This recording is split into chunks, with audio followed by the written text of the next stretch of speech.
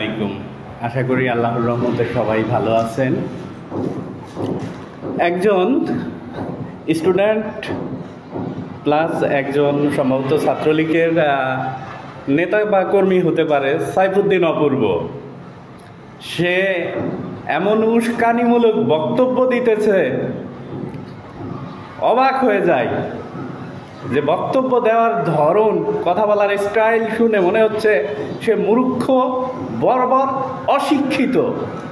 এদের মতো অশিক্ষিত উস্কানিমূলক বক্তব্যের কারণে দেশের পরিস্থিতি খারাপ হয়ে যেতে পারে।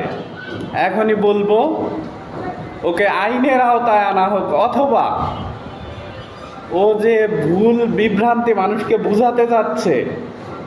আরে ভাই, আমার বাড়ির বিদ্যুৎ বিল আমি তো 1 টাকা বাকি রাখি নাই, কেন আদানি আমাদের চিঠি দেয় কেন বিদ্যুৎ বিল বাকি? ব্যাংকের এত হাজার হাজার কোটি টাকা লুট হয়েছে, এটার জবাব কে দিবে? সাইফুদ্দিন অপূর্ব, তুমি হয়তো জানো না। তুমি আজকে বলছো যে দেশবাসী ভুল বুঝে আন্দোলনে নেমেছিল।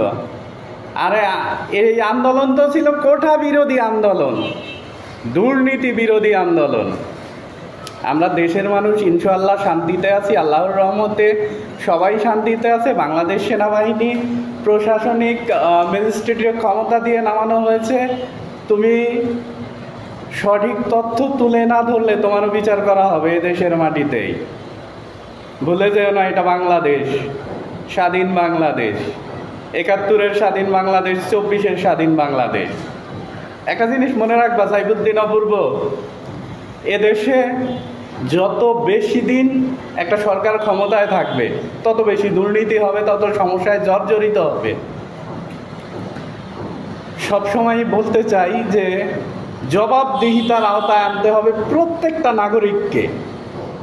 এটা যদি আমরা না পারি, এই জবাবদিহিতার বাধ্যতামূলক করা যদি না হয়, সরকারি একজন পিয়ন থেকে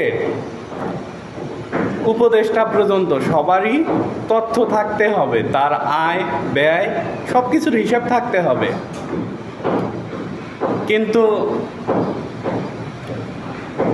সাবেক প্রধানমন্ত্রী তিনি বলেছিলেন যে প্রতি বছর তার এমপি মন্ত্রীদের, চাকরিজীবীদের, সরকারি চাকরিজীবীদের হিসাব দিতে হবে। একবারও দেখিনি, পাবলিশড, রিলিজ হয়নি, কোনো নিউজ হয়নি, কোনো মিডিয়া বা প্রেসে পাইনি কখনো। তুমি বলতেছো গ্যাস নেই, বিদ্যুৎ নেই, এটা নেই, সেটা নেই।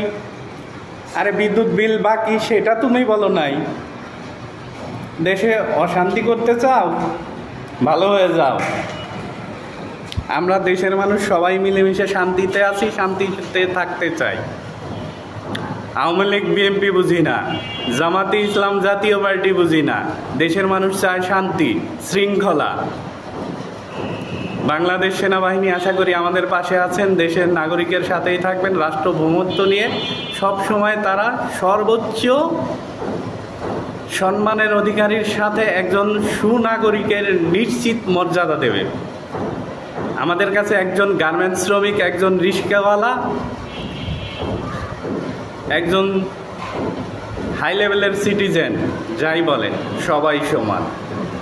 আমি আশা করব বাংলাদেশের বর্তমান উপদেষ্টা ডক্টর ইউনূস সাহেব এবং আমাদের অন্যান্য উপদেষ্টা ও বাংলাদেশ সেনাবাহিনী সহ পুলিশ প্রশাসন সকলে মিলে এ দেশটাকে সুন্দর করতে সাহায্য করবে। আমাদের ব্যবসায়ীদের প্রতি আহ্বান থাকবে, আপনারা কারো ফাঁদে পা না দিয়ে নিজেরা নিজেদের ব্যবসা এগিয়ে নিয়ে যান।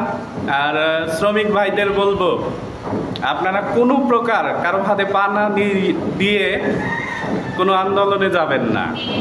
আপনারা অনেকবার এই ভুল করার চেষ্টা করছেন, ভুল বুঝতেও পেরেছেন আশা করি।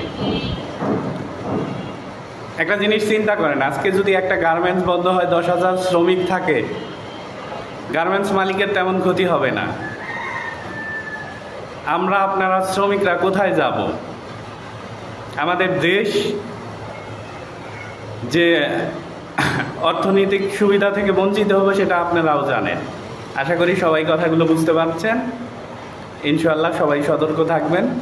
দেশের প্রতি ভালোবাসা যাদের আছে অবশ্যই দেশ নিয়ে চিন্তা ভাবনা করি আমরা যারা, সবাইকে সতর্ক থাকতে হবে, শারীরিক সহযোগিতা করতে হবে। বাংলাদেশ পুলিশ প্রশাসন সহ সেনাবাহিনী সহ সব যত প্রশাসন আছে সবাইকে আমাদের সহযোগিতা করতে হবে। দুর্নীতি এদেশ থেকে মুক্ত করে ছাড়বো ইনশাআল্লাহ। জয় বাংলা এটা বলবো না, বাংলাদেশ জিন্দাবাদ এটাও বলবো না, বলবো জয় হোক বাংলাদেশের মেহনতি মানুষের, জয় হোক বাংলাদেশের সৎ ব্যবসায়ীদের, জয় হোক বাংলাদেশের। স্যালুট সবাইকে।